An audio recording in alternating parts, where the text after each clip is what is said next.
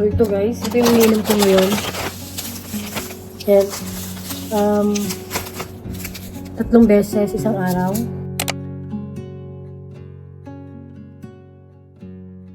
Hi guys! It's another day.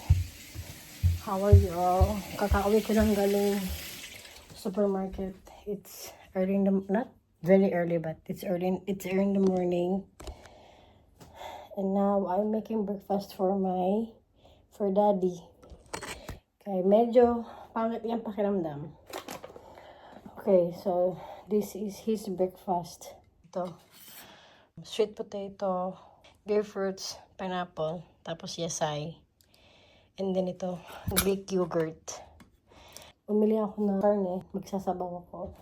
Bumili ako ng sibuyas dahon na giant, potato, half cabbage, tapos ginger, tapos meron akong sibuyas dito.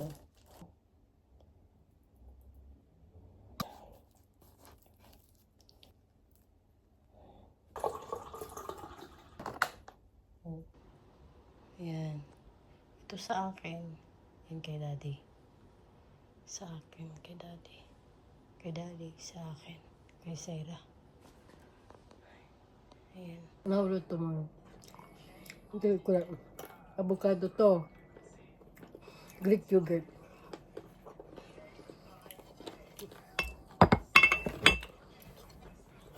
Ito ko.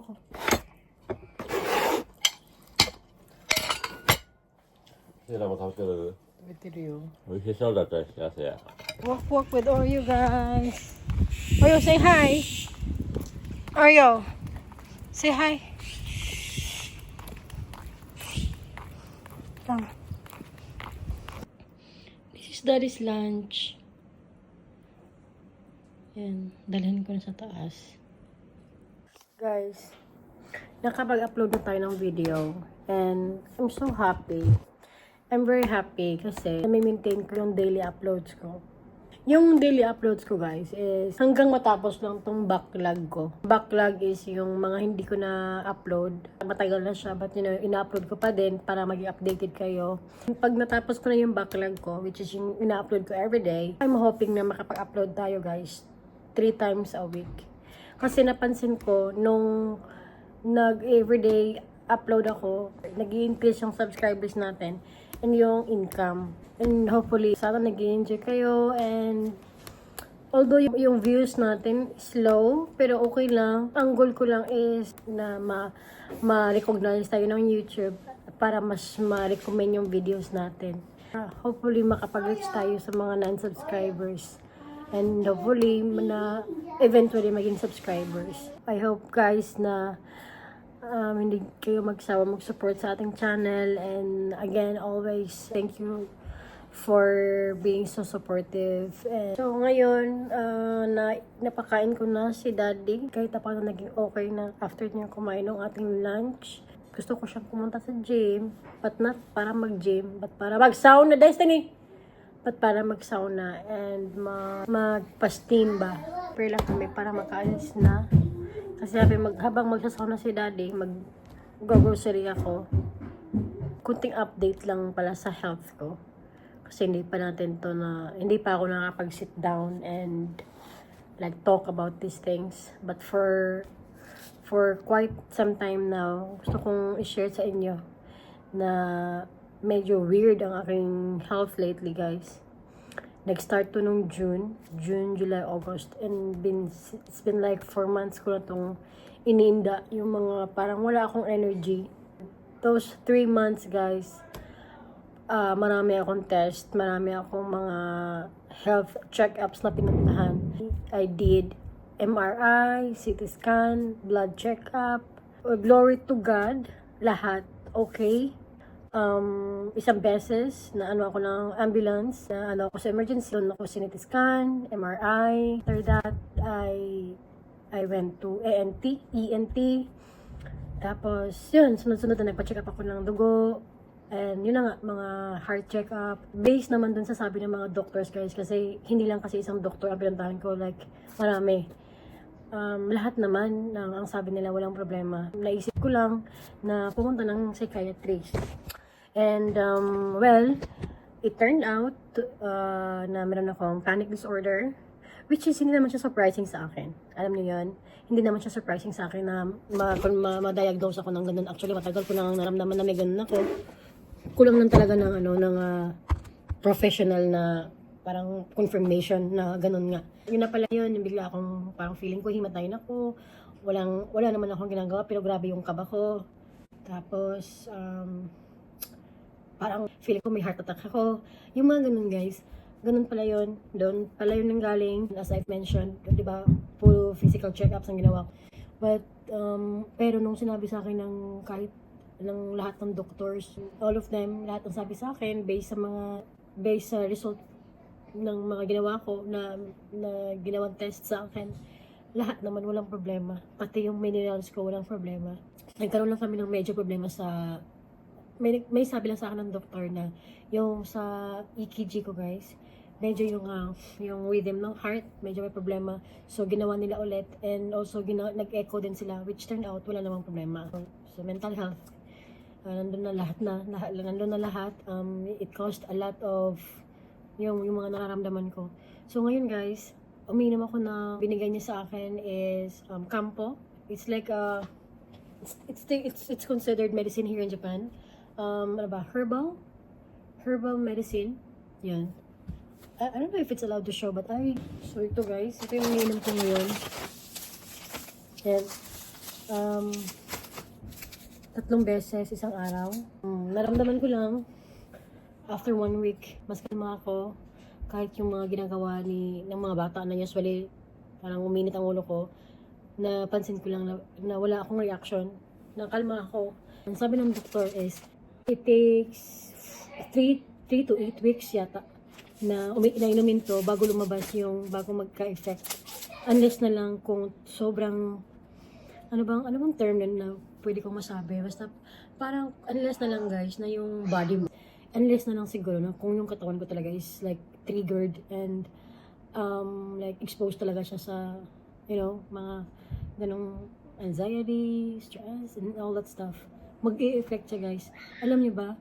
I mean, 1 week ko pang ininom, but 2 days after ng first take ko, naramdaman ko yung mga, hindi ko pinipilit yung sarili ko na huwag mainis or huwag mag-isip, huwag mag-react or what. Pero kusang hindi nag-react yung katawan ko kahit may mga stressful things. Hindi ako naapektuhan. I mean, laging kalma yung utak ko. Yun. Pero napansin ko lang, since na ininom ko to, grabe yung ko guys, yung panaginip ko. Yung dream, like, they're so vivid. Hindi ko alam kung connected ba sila, but napaka-vivid ng dream ko. Usually kasi pag nanaginip ako, dumadaan lang siya. Unless na lang siguro kapag takot ako or whatsoever yung panaginip ko. But most of the time, nakakalimutan ko. Hindi ko siya mapagtagpi-tagpi. Yun. Pero this time, habang ngayon iniinom ko to, napansin ko lang na every time na naginip ako, pati mukha ng tao naaalala ko. Super vivid ng panaginip ko, ng pagkagising ko, parang nakakapagod. Minsan kinakabahan ako pagising ko.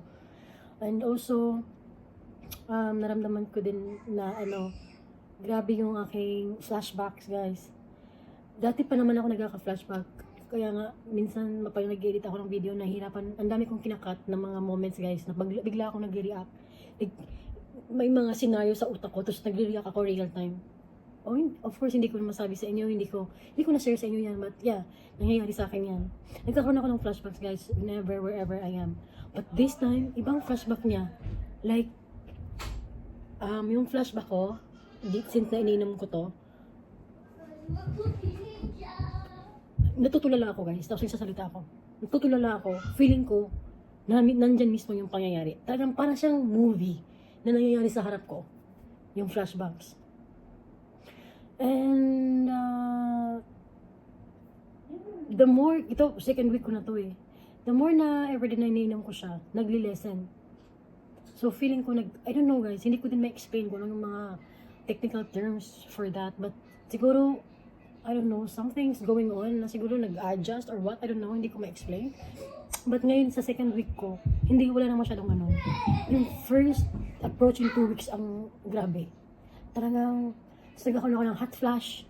Alam mo yung bigla akong magkakaroon ako ng weird na sensation guys na parang yung likod ko parang binuhusan ng hindi ko alam na bigla akong kinakabahan tapos ang init ng katawan ko na minsan nagkakaroon ako ng ano parang feeling ko diarrhea na alam mo yung naapektuhan yung tiyan ko. Yun, kasi ganun naman talaga yun guys. Kapag ina-atake yung katawan natin ng mga ganung anxiety, ganun. Nagkaano, No. Ito kuya, if it's cold, ako is no. I think you are. Ako is no. But it doesn't matter. What do you think about it? What do you think? Is that cool for you or no? That's what matters the most. What do you think about your outfit? Kind of bad. I'm cool. Kind of bad? Oh, then it's bad. I think that one looks better. I think that one. I like that. What? How many jackets do I have? Oh, check the baskets. Hindi pa kasi natutupi. Oh, yeah. So, yun. And, we're going out, not Oreo. And, ngayon guys, Where are we gonna go? hindi ko pa na-update sa inyo yung trabaho ko, but, nakakainis lang guys, kasi kung kailan ako nagkaroon ng ganitong, nagkaroon ako ng hired na ako guys, saka lang ako nagkakaganito. Ang tagal-tagal kong nasa bahay lang, wala naman, nakakainis. Tapos, one time lang guys, pumasok ako sa work. Tapos, nasa train pa lang ako. Nakakaramdam na ako ng weird. But, carry lang siya ba? Weird, pero hindi siya yung tipong, like, ako mismo, kinakabahan or something like, ako yung nag-worry ako. Walang ganon. So, I just went straight to work. Like, as usual.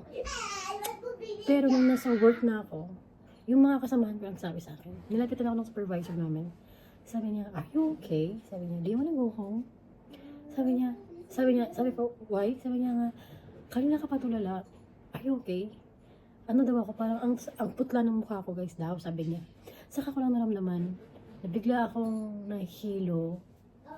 Nainis ako habang kinipinto to guys, kasi, di ba, I'm basically okay kasi wala kasi ako masyadong nararamdaman. Tapos biglang ganito. Nainis talaga ako guys. Hindi ka natutuwa sa kanya. But I'm trying to, syempre I'm getting older. Mga perimenopause. I want to, parang educate myself about it too. So, pinapakinggan ko yung katawan ko. What's happening to me? Hindi ako, nakakatulong sa akin to in a way na lagi akong kalmado. Kalma ako. Ewan ko lang, kung napapansin niyo habang nagsasalita ako ngayon, I just took it 30 minutes ago. So, yun, kalmado ako. So, kung nakakapag-isip ako ng maayos, kinakalma niya yung nervous system ko talaga, guys. Anyway, ganun naman din talaga ang trabaho niya. That's supposed to be. Physically, I'm fine. And, yun ang nagbibigay sa akin ng parang maging genki ako kasi hindi ako genki, guys. Hindi ako genki. Hindi ko alam kung bakit. O siguro guys, alam nyo, hindi lang siguro talaga ako sana nakalma yung nervous system ko. So feeling ko hindi ako energetic. Alam niyo yun, siguro talagang nag-a-adjust pa itong, ewan ko lang, theory ko lang naman yun. Kasi diba, basically iba naman ako. Lagi akong high tension, diba, na tao. Like, pag nainis talaga, masyado kasi akong reactive na tao eh. So, yun, nag-overthink.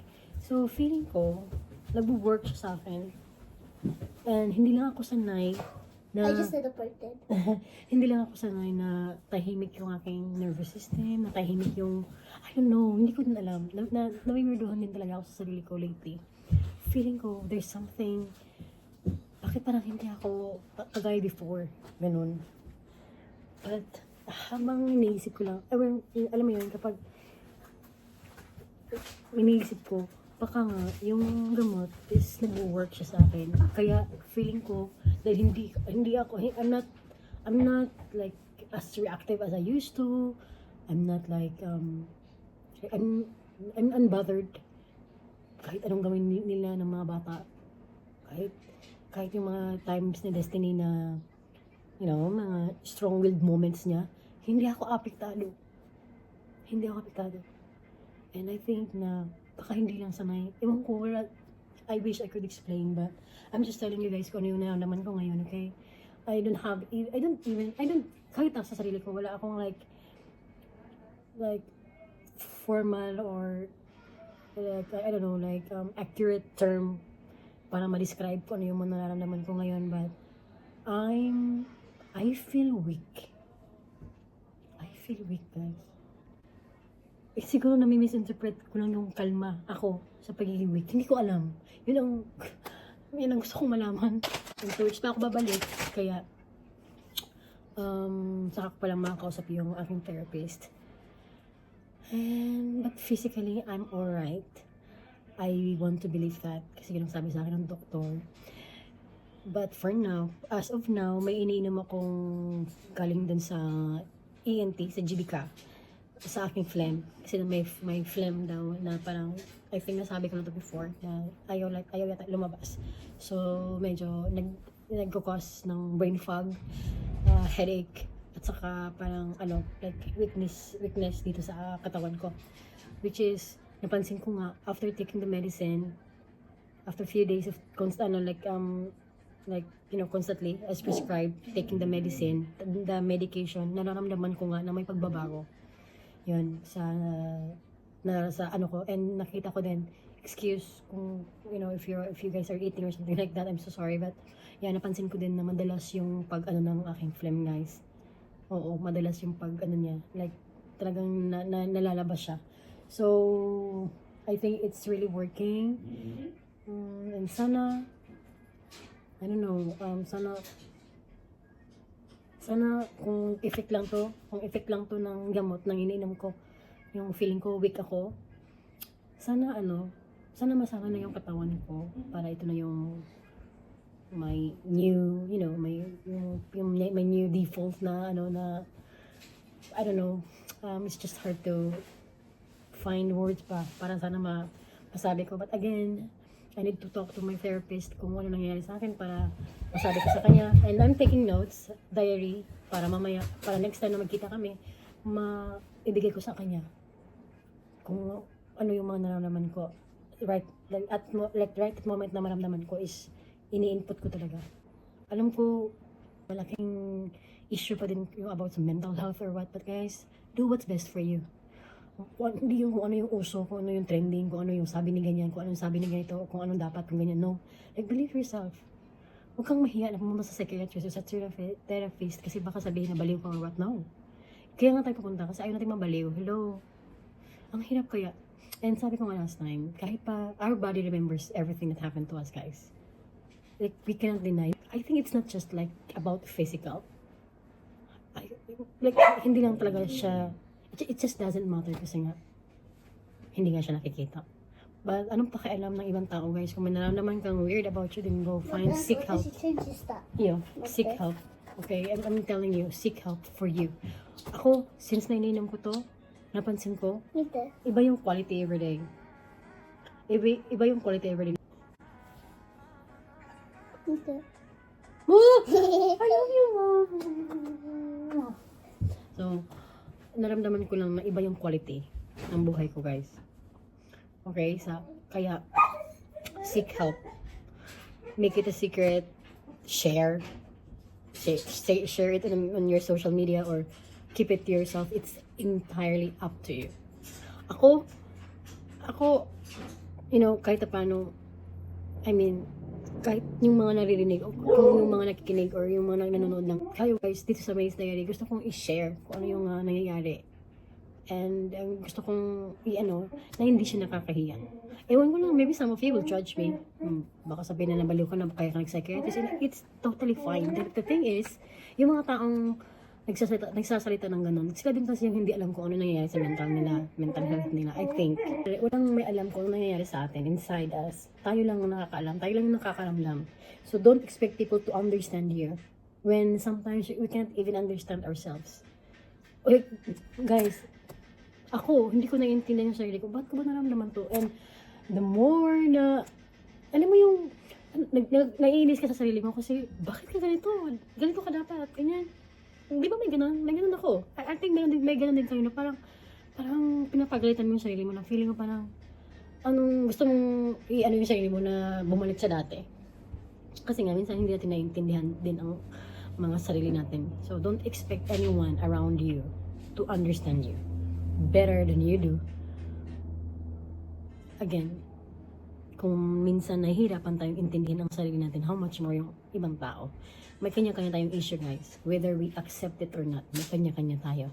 And the more we're like aware about what's happening about us, the more na mas maging ano tayo, good towards others, kasi parang feeling, parang nakikita mo din yung struggle ng iba. Gets nyo yun, guys. So, if you need help, seek help. Huwag kang mahiya. Thank you again for listening and for chatting with me. And I hope to chat with you guys soon. Love you guys. Ingat lagi. Bye.